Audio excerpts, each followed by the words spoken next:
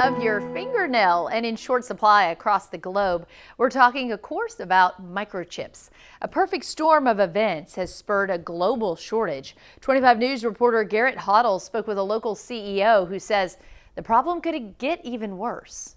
Clifford Blevins has been part of the semiconductor industry for decades. Actually, since March of 1993, so this is like my 28th year in the industry. Start off in production at a company called Motorola. During the 80s and 90s, the U.S. supplied 30% of the globe's chip production. Today, in this warehouse in Temple, you'll find millions of dollars worth of equipment used to do the same thing. So they're turning this into this. Blevins is in the secondary market. We call it the secondary market.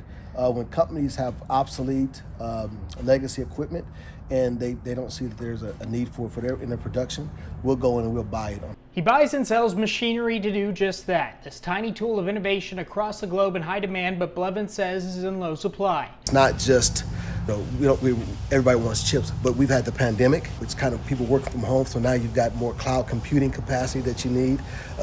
Crypto mining, huge. Couple that with a string of winter storms which put the brakes on production at chip plants in Texas, and you have your ingredients for a shortage.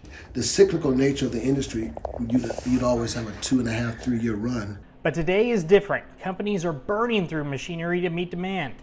To a point, I think we did 30% more over the past year. And he's shipping equipment at a pace he's never seen to make a product we find in our phones, our homes, and even our cars. It's also going to cause, I think it's going to cause prices to go up. Simple supply and demand. The Biden administration looking to address shortfalls in supply, pushing for Congress to allocate $37 billion to address a shortfall short term. In his third decade in the industry, when the U.S.'s global chip production is less than 15%, Blevins says $37 billion isn't enough.